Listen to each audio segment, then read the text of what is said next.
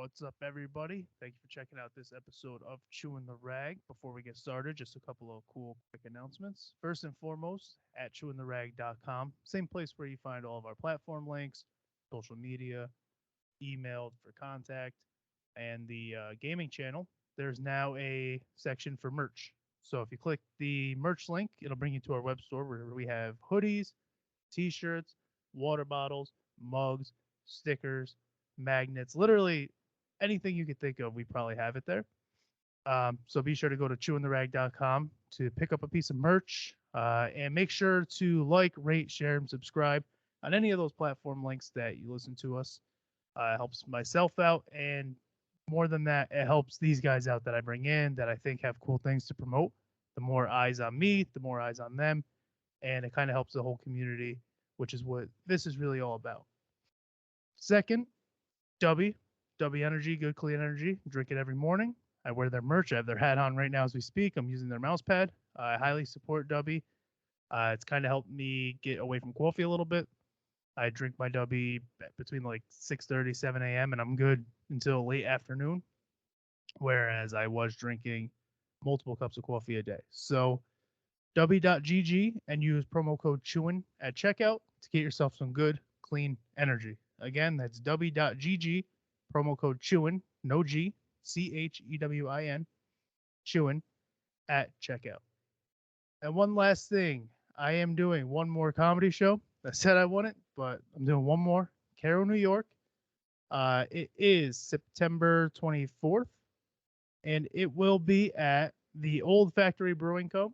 And I believe, if I'm not mistaken, all proceeds go to benefit hospice. So one more show. This is it. Not doing another one. Old Factory Brewing Co. in Cairo, New York, and that's a few months from now, September 24th. Thank you guys, and be sure to go into the description of this video while we are talking about charity. Donate money to help the kids in all my videos, or Spotify, all the descriptions wherever you're listening. There's a GoFundMe link. Donate some money. Help the kids. They also have an event early September, and I believe if you click the GoFundMe, it goes into that a little bit more. So come support those guys, support myself later that month to benefit hospice, and thank you guys again for checking out this episode.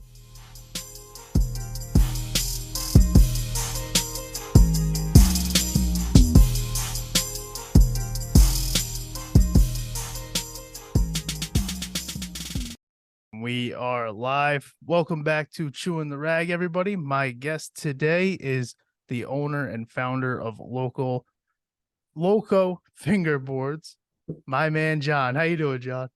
Great, yourself? Not too bad.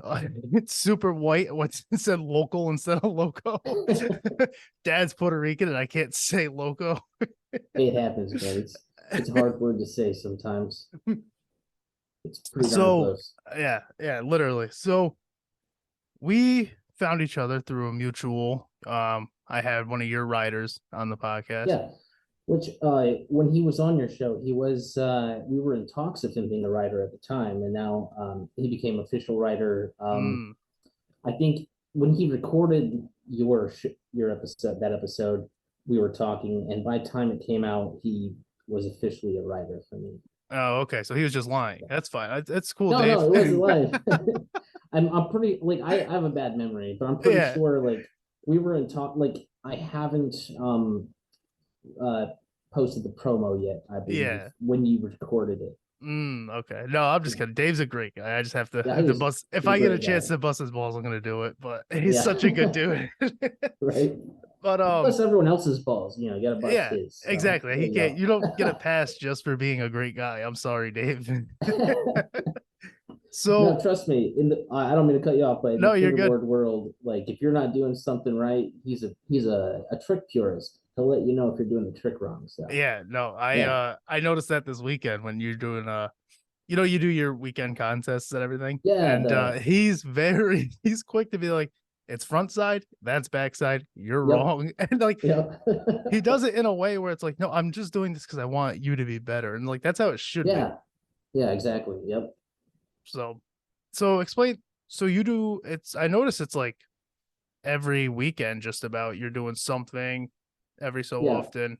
Well, I just started the Loco challenge, like I guess a month ago, because I think we're on the fourth. This was the fourth week we just did, and like I've been doing, the fingerboard stuff for a while, but like I've been wanting to like think of a way to like get people to interact with each other because like um before like I really started growing, it was because I wasn't interacting with people and like shout out to Cold Crew. He was one of the first people that like really interacted with me with the fingerboard world, and um, like he kind of helped push me past my comfort level socially. Like I was, because like in the kind of world I grew up in, it was kind of like bad to like self promote Yeah. and that kind of stuff. So like I was so nervous about like, hey, check out my stuff I'm making. I want you guys to buy it and check it out and tell me what you think. So I was nervous to do that and he pushed me to do it. And so um like I wanted to do that because he pushed me to become something bigger than I could ever think of. So like I thought of the trick challenge. It's kind of like I grew up skateboarding, so one of the things that helped other skaters like get past a certain point in their what do you call it, like skill talent tree, Mm. is by playing a game of skate. Yep. And it's I do a trick, you do a trick, you copy my trick. If you don't if you don't copy it, you get a letter. It's like basketball or Right. what is that? Horse. Yep. Yeah, yeah. So like I wanted to kind of incorporate that with fingerboarding and like Instagram. And so I thought of, a weekend challenge, give people like 3 days to copy somebody's trick. And so far it's been great because like the people that have reached out to me, they're like, holy crap, like I can't get this trick. Can you help me? Yeah. And that's the kind of the point of it, is like to try to help people get help. Yeah. No, and I see it like you would think I am like this huge fingerboarder just by my Instagram because that community. Like after Dave's episode, obviously there's you, but then you just go through my followers and it's like FB, FB, FB. And it's like, I mean, I appreciate it for sure. I'm not gonna sit here and say don't follow me. You guys are all great. But it's just so Yeah. funny because that community, like you guys all did kind of just pack and come over here. And you can see the support within the Oh, it's community.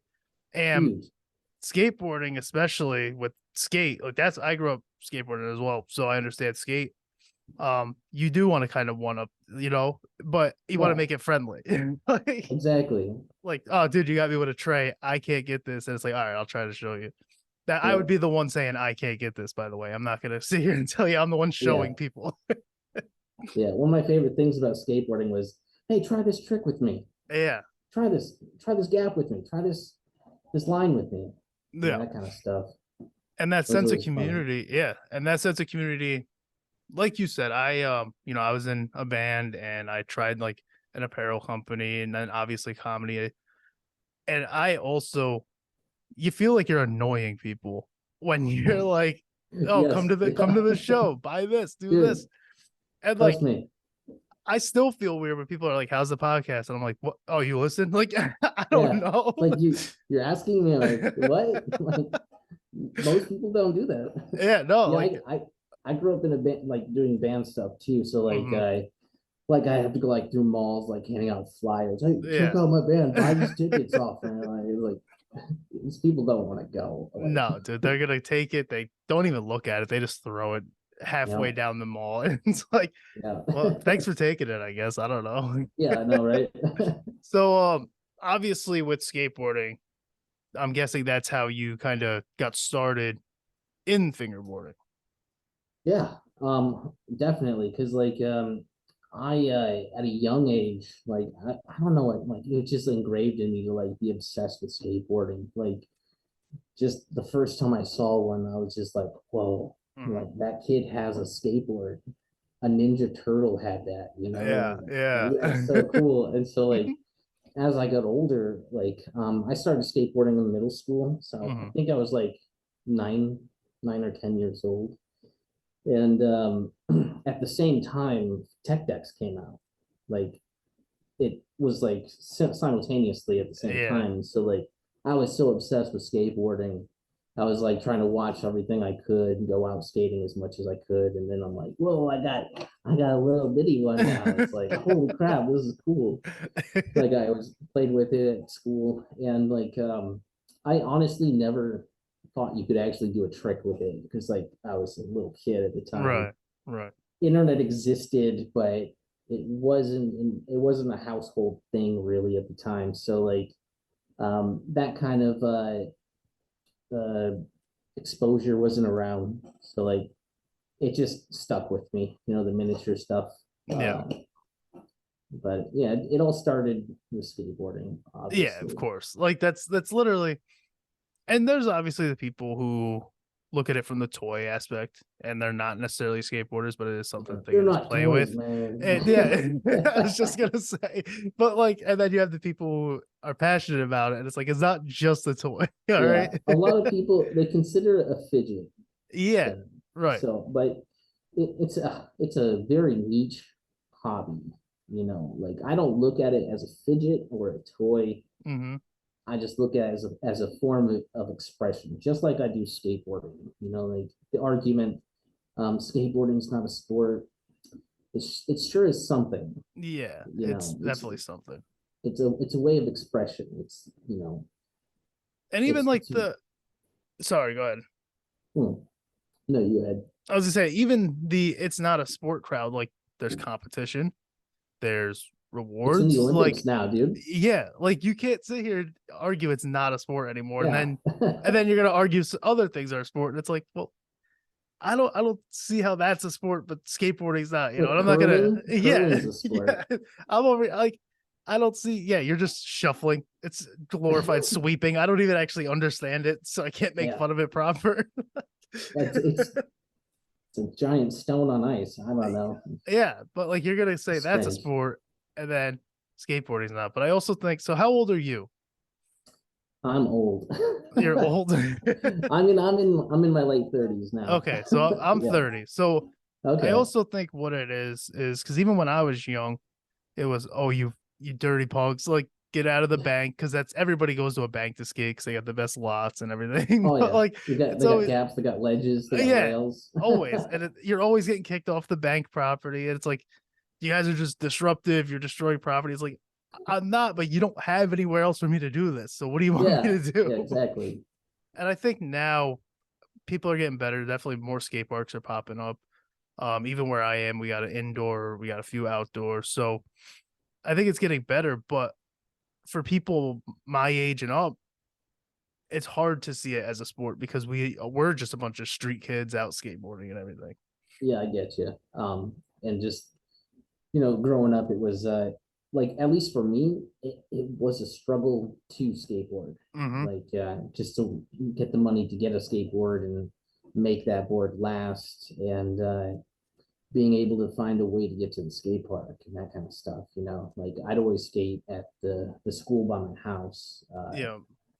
But like it was for me, it was a struggle. So like I it's hard for me to look at it like a sport because I never experienced it that way. Like I've done two competitions, but they were like makeshift competitions. You know what I Right. mean? But I just always used it as an escape. Uh, like so it's just it's different now. We Yeah, live in a that's strange exactly it. world. Like I said, Yeah, like 30 and up, it is hard to see it as a sport. And even like when you talk competition, a battle of the bands is a competition. Like I feel like yeah, skateboarding is actually closer to that feel, like that DIY, everybody get together, than like a basketball yeah, game competition. Like it's two yeah. different types. I was always in the local part of the skate scene. I never got into the corporate side of it. And these days, I guess it's a lot easier to get onto the corporate side of skateboarding world. Mm, With the internet, social media, and stuff like that, makes you sense. can almost instantly get sponsored because of social media exposure. Yeah, you're no longer out there like hitting a gap and having your buddy Yeah. beneath it, like just trying to get that angle. You don't have to land it. I just need the angle of getting over Get that you. JC Penney's Yeah. angle over the camera. Jump over me, bro. Yeah, like We all did that. exactly. And outside of like, the physical aspect of it, let's just get into, so you design and you create these decks for people and you got your own merch and everything. Mhm. Before, was that always something that you like to do? Is that design, that creativity? Well, yeah, kind of. Like I've like it's really weird because like in middle school, all the way through middle school and high school, like I always messed around with like programs on computers and like I'd always like keep the artwork and be like, look at this, I made it, so cool. But I never ever looked at it like a career choice. And so like even like through high school, like I was pushed to go to college, and I chose graphic design to go to college, but I never actually went to college for graphic design. Things happen, so I never got the chance to go, and it was just always something I always just dabbled with, and like the more I tried to build some type of thing for myself, the more I would do graphic design or like just video editing, photography. Like always had like an interest in it because I'm like, oh, it's so cool. Like, Yeah. but I never like I took those classes in high school, just not the college courses or anything like that. But it was just always this thing that I did. Um, I never like called myself that, but it was just something I always had in my pocket. You know what I mean? Right. Like I have so many hobbies, like it's ridiculous. You would not be able to get me to explain to you how many things that I like to do. I Yeah. love to do stuff, and I just happen to be at a computer more than I anything else. So graphic design just kind of stuck with me more. Yeah. Yeah, 100%. I get that. I mean, my friends are always making fun of me. Like, I just listed 4 in the beginning with, comedy, music, blah, blah, blah. And then this. So, like, as somebody who bounces around and enjoys different hobbies and whatnot, I completely get that 100%. And, so the process of putting together these decks, uh, do you do like the woodworking yourself? Like, how does that actually I can happen? take you through a little show and tell. Oh, here we Actually, I go. brought I brought some stuff, so I can show you like the process of what it is and what it can Yeah. become. So like here we have a piece of veneer. Okay. It's 0.4 millimeters thick. That's the thickness that I like to use. And so with this piece of wood, you need to have you know, vertical, horizontal, vertical coinciding patterns to get the strength. And, you cut them down to size to fit a mold. And I do have some molds, which a lot of people out there do what I do. They make their own molds, like with a 3D printer. Right. And a lot of people, you can buy a mold. You don't have, like, if you can't make one yourself, Right. it is available to buy one. Because a lot of people that do make their own molds offer to sell their molds, but they essentially look like this. It's just a Uh, rectangle, and okay. you know, you just you use 5 layers of veneer, and you press it in there. Um, Everybody uses something different. Some people use just a vise. I use more than one mold, so I don't have more than one vise. So like you'll see like a contraption like this where Oh it's got yeah, look at that. C clamps and other types of various clamps. And I let them cure for about 2 to 3 days just to be sure that they solidify. And Yeah. after that, like I, when it comes to crafting them, Mm-hmm. um, a lot of people use a lot of different machinery. I'll saw the corners off, and then I'll take a Dremel and get the rest of the shape. And Okay. from that point on, I'll sand it by hand. Okay. A lot of people have they'll use a shaper. I forgot to grab a shaper, but a shaper is essentially like the 3D printed plastic. It's essentially just the same shape as the skateboard or the fingerboard, and they'll have a I don't know what they're actually called, but it's a certain type of rotary tool that has a spacer that you change the spacer to the size of the your shaper, and then it essentially cuts the deck for you. And then they'll do the same thing with a like a curved sander rotary tool. Okay. Yeah, that was like the big thing I wanted to ask you about, because it just seems, I was like, I'm looking at, because you have your website, and I was just looking through everything, and I'm like, there's so many designs on here. And so I was like, what goes into putting that together? I didn't know if you like pre-buy a deck and then just slap your own graphic on it, or if you. A lot of people do that, which I'm thinking about doing that for because there's a lot of events, and so I handcraft my decks, and it's very time consuming. So when it comes to events, I've been thinking about like pre-buying pre-made decks and slapping my logo on there and stuff like that, just for a way of promotion. But I'm only selling the handcrafted decks on my website. But what I've seen from my history of dealing with selling decks and watching other companies, a lot of the smaller companies handcraft them, and there's, I don't want to say any names or anything, but there are some companies out there that they order them in bulk, which is no big deal as long as their bulk decks are premium quality and stuff like that. Right. Yeah. I do think that probably comes with size too. Like, if you have, you'd have to talk like major corporation for something like this, but you have 50,000 orders go out. You're like, I'm not handcrafting 50,000 orders. I'm sorry. Yeah. So at this point in time, I'm doing fine handcrafting my decks. Yeah. I'm busy every day. Right. But if I was getting 20 orders a week, oh my gosh. You're going to get yours in a month. Is that okay? Yeah. Right. It's I'll still do it, but you're not gonna get that same turnaround you're used to. You're gonna get the same quality. It's gonna take a little longer. Yeah. And from a consumer standpoint, you want that, because for somebody like you, if you're supporting that business, you're take as long as you want, because it's sick that you got this business now. I always think about that Parks and Rec episode with Ron. The chairs, what I'm talking about. I don't. What do we got? There's an episode where Ron, the show, right? Yeah, I'm familiar. Yep, okay, yep. Ron builds chairs, and they're handcrafted, and this rich person gets a hold of them, and they're like, oh my gosh, these are the best chairs in the world. And she throws this huge party for him, and she's like, I've got this many orders for you, it's so great. And he's like, okay, I'll have them done in about 42 years, or something like that, like an extreme number. And she's like, what are you talking about? We're going to mass produce these. And he's like, I don't think you understand.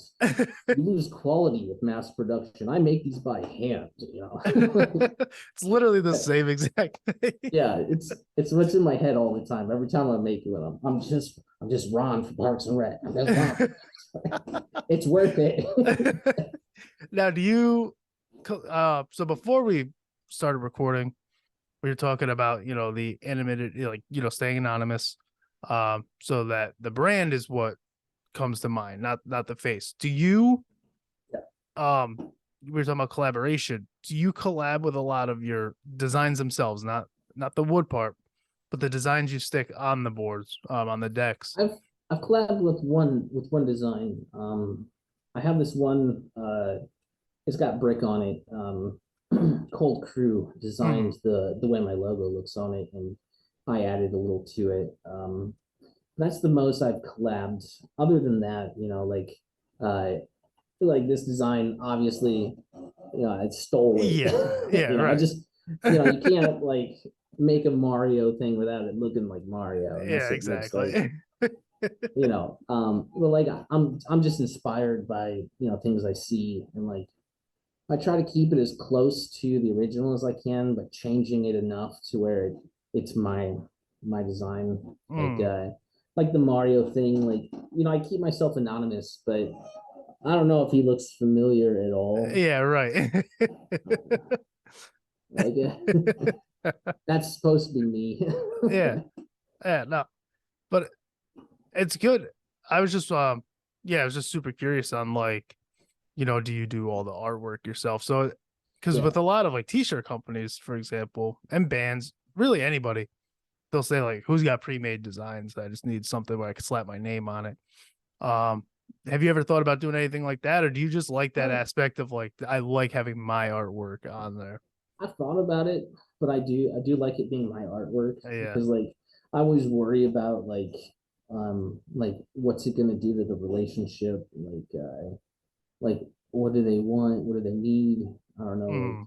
Like I've never had anybody like really offer any collaborative work either. Okay. So I've never really dealt with it yet. So the thoughts never really come across very much in my mind. I just when it comes to the designs, it's just what I've just been making at the time or what I've already made in the past.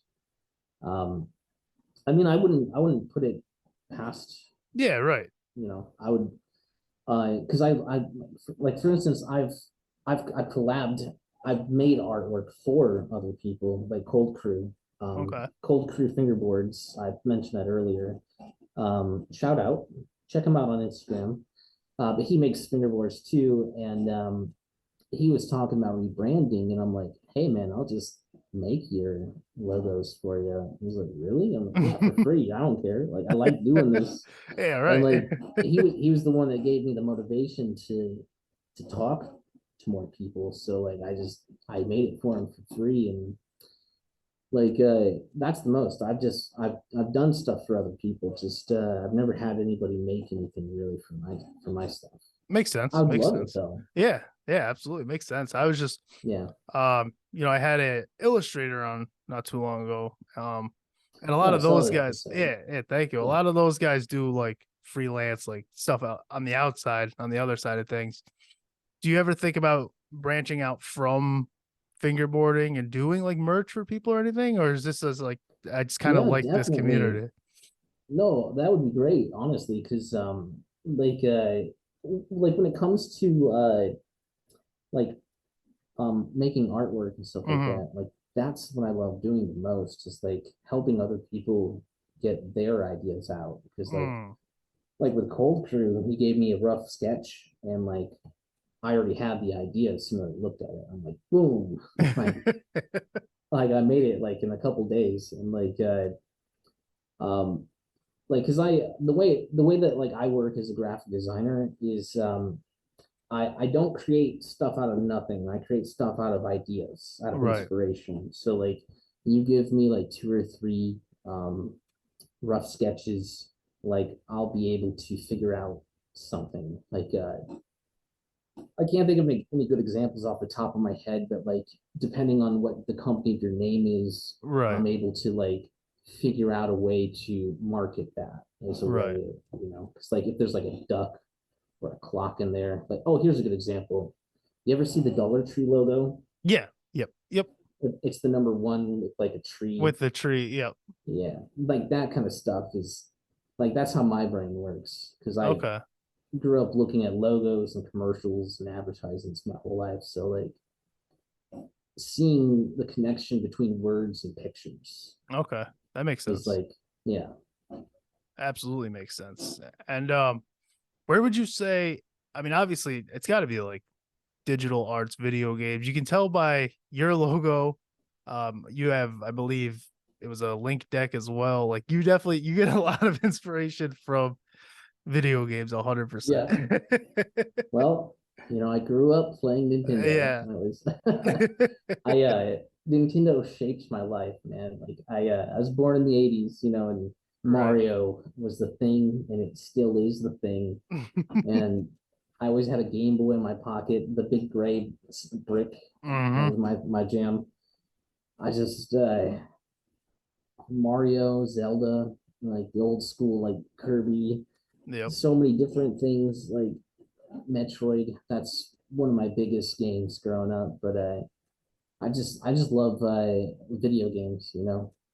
Yeah, even when we were planning this meeting. You're like, oh, it's no different than like inviting somebody to a video game party. Yeah, I'm like, yeah. he gets it. I'm like, he gets it. We're good. I mean, I still play video games to this day. Not very often, but like, Right. it's always been a part of my life,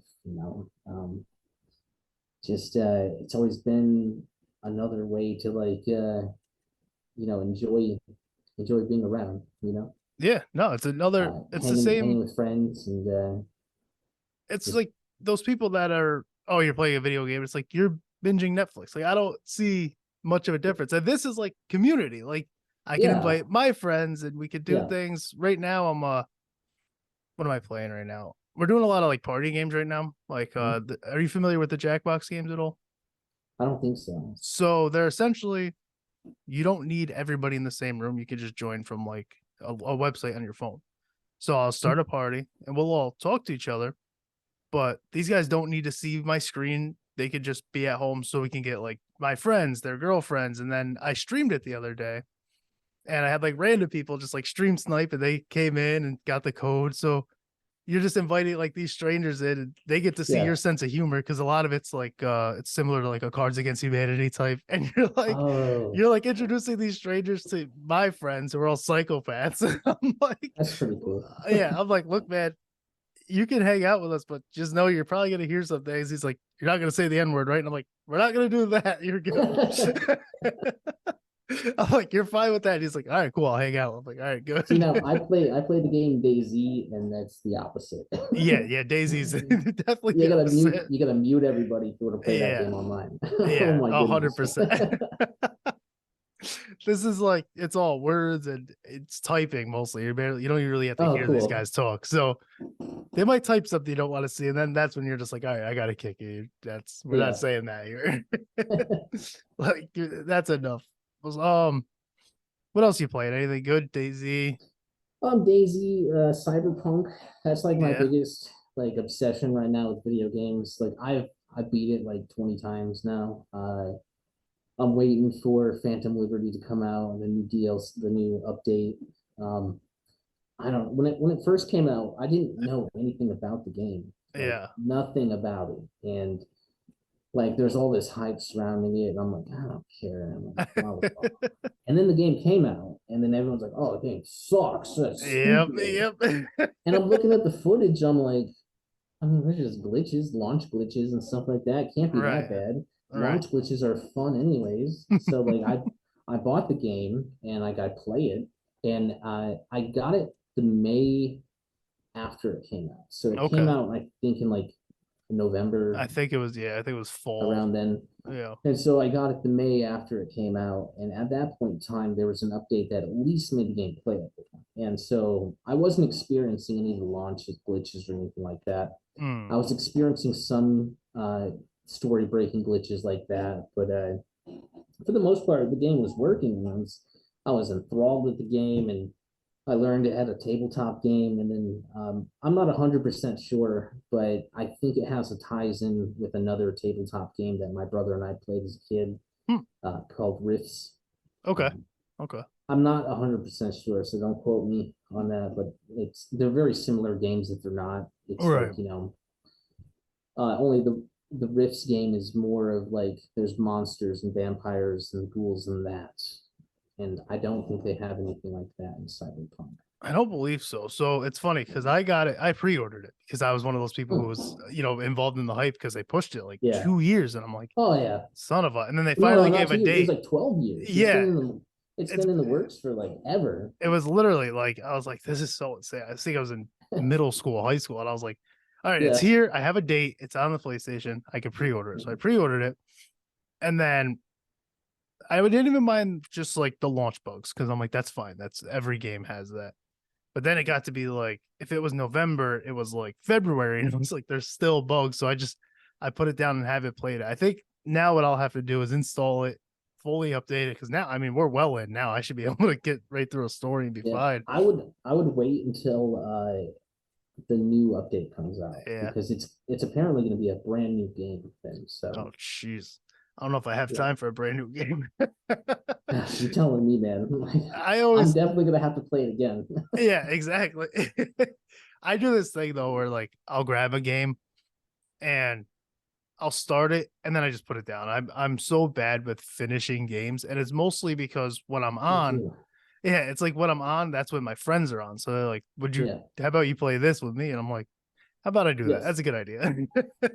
Yes, the multiplayer always distracts me from what I'm really looking to play, because like the same thing happened to me with Grand Theft Auto. Like yeah, when Grand Theft Auto 5 first came out, I was like, oh cool, I can't wait to play this game. And I get on, I get an invite from a friend. I'm like, I'm like, what? You can join friends in this? Yeah, it's a whole new ball game. I spent 4 years playing it online with my friends. I'm like, wait, there's a story mode. It's insane. Play that. That's why. Go ahead. Sorry, I played the story. I played the online for so long before I even finished. Yep. The online, I only did the pre-log up until like 4 years. It's kind of sad. Yeah, well, they force you. They're like, well, you at least got to do this before you get online. And then you're like, you start it back up, and you're like, oh yeah, I haven't touched this. Like, I've done nothing. It's like, wow, this is actually really good. Yeah, that's why, like Siege, Rainbow Six Siege, there is no campaign, so I don't have to worry about that. I'm like, all right, I can just pop it in, and I know that's what I'm gonna play, and we're good. Yeah, I did get sucked into the new Modern Warfare. I bought the game, and my friends only played the free part. Yep. So it's like, oh, cool. Yeah, glad you guys are only playing Warzone. Thanks, guys. No, they're playing the what is the other one? DMZ, that part. Oh, okay. Yeah. Not even the fun part. Yep. Nothing. Just a waste. Yep. So you know, we talked about you have a rider. You sponsor these guys. By the way, speaking of sponsors, look at that. Timed perfectly. I'm glad that all got there. I mean, I didn't like, I just did a little bit of a layer of things, but I was like, it should be fine. There's a box, there's layers. So this is, for those that don't know, should have probably did this earlier. This is who won the giveaway. We did the, did the little dummy sampler, some stickers. And that's such a weird thing to me, is like shipping things out. And like, I have stickers going to Australia, and it's like, people are like, how do you feel? And I'm like, I'm losing money. Like, do you know how international shipping works? Like, these are free stickers. This guy just robbed me.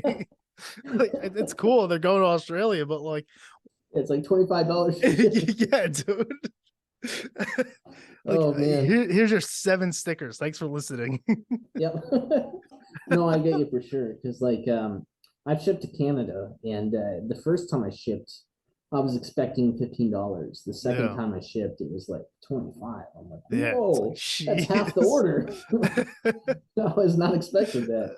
But like, I got used to the shipping part so quick. I was so nervous the first time, because I'm like, yeah. And like, there's like, okay, this match, yep. There's liquid, blah blah blah blah blah. No. Then they send it off, and then, literally. Yeah. I don't know why it's such like a weird thing at first. It's like when you start a new job. Like, oh yeah, it's the same thing. It's like when your first time. Like, yeah, like, why am I nervous? I'm just shipping something. What do I do with my hands? It's just like that, you know. Literally. But so like for me, my old podcast before this, I sponsored an MMA fighter. And it was weird because like you almost felt like it was just as cool to be able to sponsor somebody as it is to be sponsored. Yeah. Like, do you get that same feeling of like that fulfillment where it's like, oh, this is one of my guys? Like, you know what I mean? Like, they're on my decks.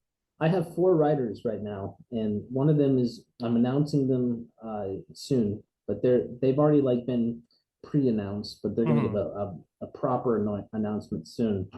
But like, I've got 4 riders, and it's crazy, because I'm like these guys ride for my company. Like, they're cool, they're good, they're great people. They communicate, you know, and each one of them are extremely unique. And like, I feel like I'm like, I feel like I'm the lucky one. You know what I mean? Yeah. Like, I'm sure, because like, I grew up skateboarding. Like, I was always like, I'm gonna be pro someday. I'm gonna get sponsored by Zero, and it's gonna Yeah. be cool. We're gonna be friends with Jamie Thomas. So I know what it would like. It probably feels amazing to be sponsored, but I feel like the lucky one. You know, Yeah, no, that they 100%. trust me. You know, Right. Yeah. Like this guy's gonna get me this stuff that, he says he's gonna get me. He's gonna yeah. promote what he says he's gonna promote. So like you do have like, and obviously for a podcast it's different. Like I don't really have anything physical that I'm giving out.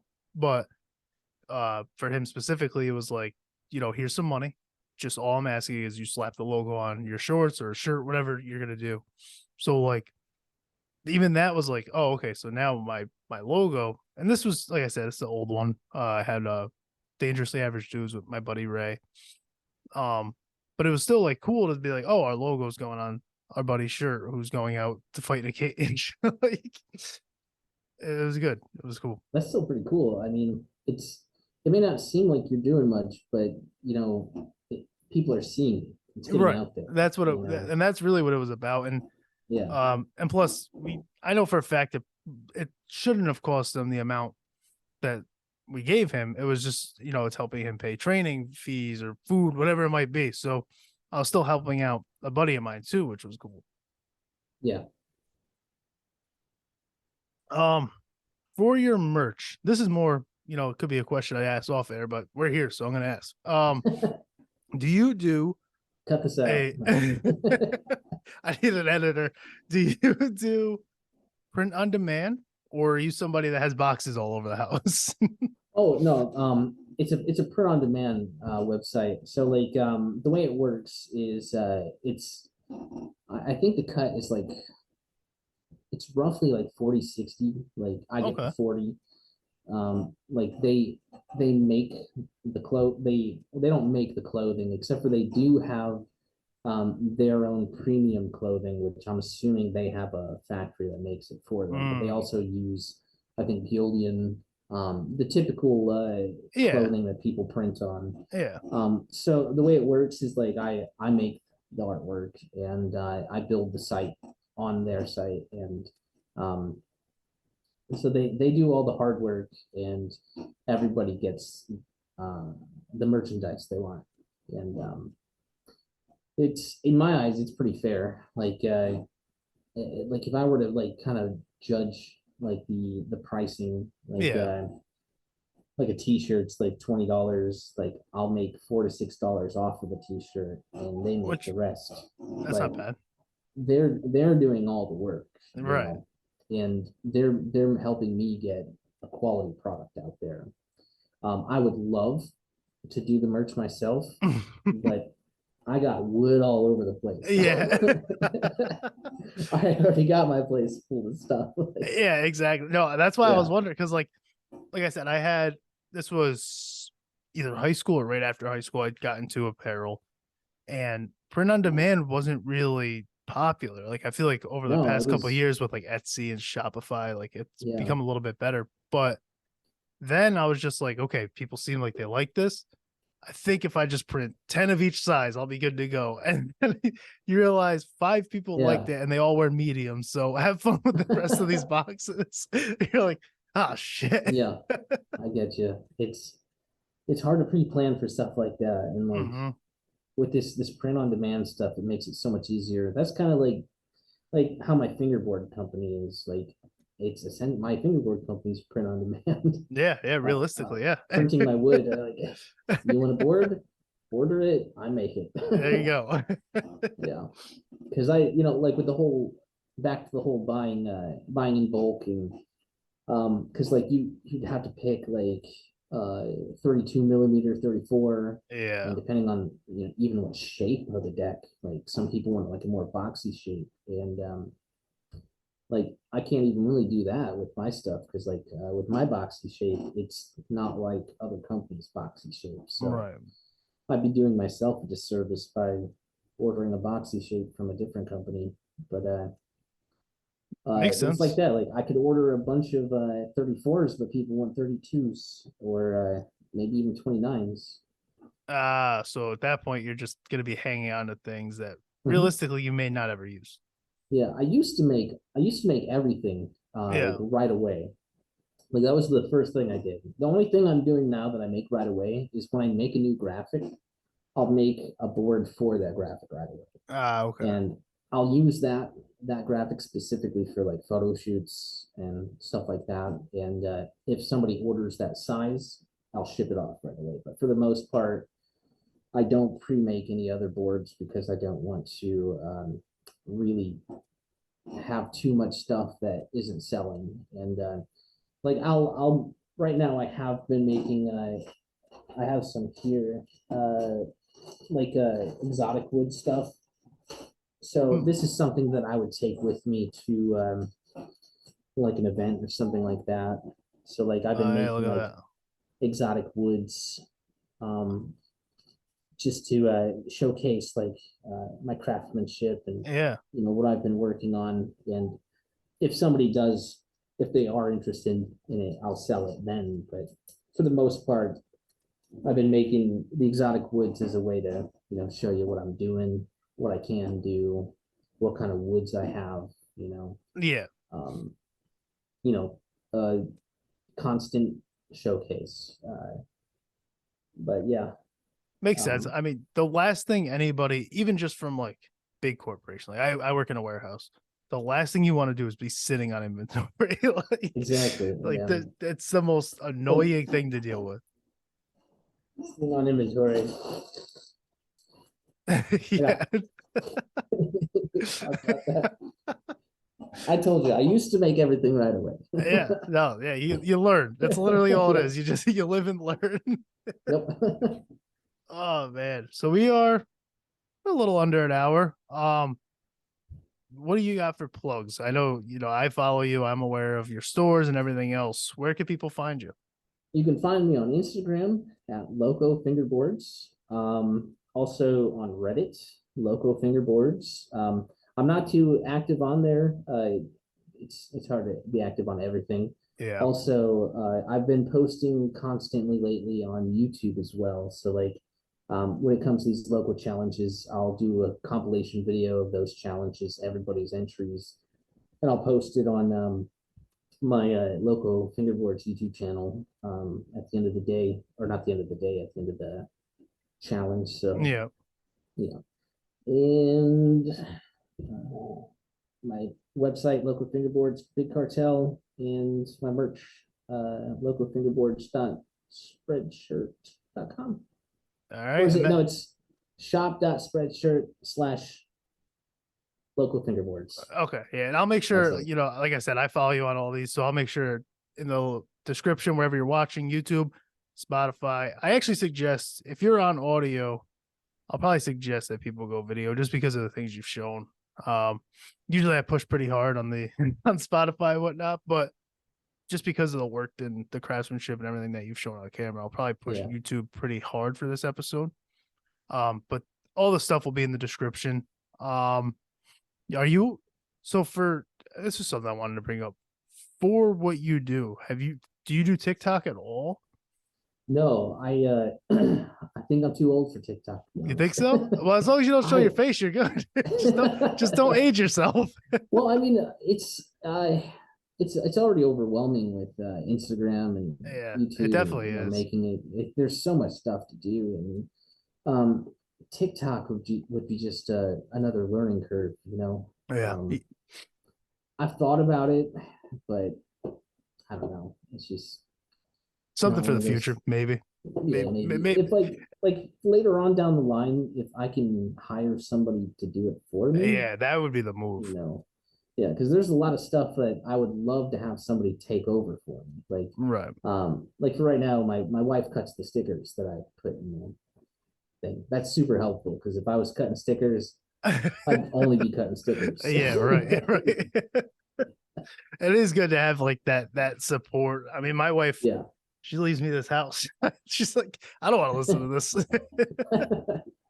I'll listen to it when it comes out. It's like, I'll listen to this when this comes out. You can have the house. You're good.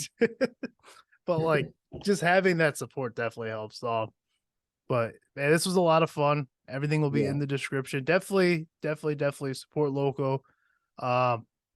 You guys you're super supportive in general. I meant to, bring that up. You're I try to be. I mean, there's so many people out there, and I feel like they need, push, put like anybody that talks to me, I'll, give Yeah. them push, some kind of support. Yeah. So like supporting You know, somebody like you who's openly supportive, like you can always tell, people might see like, oh, your podcast is great, but you don't know if they're listening. People like you and a lot of people that I've had on, really, you guys do a good yeah, job because I you even comment on tell me your like I you, listen to yeah, your podcast. Like, yeah, I want to you'll talk like about tell this. me, I want to you'll talk tell about your me. stand up, man. Oh man.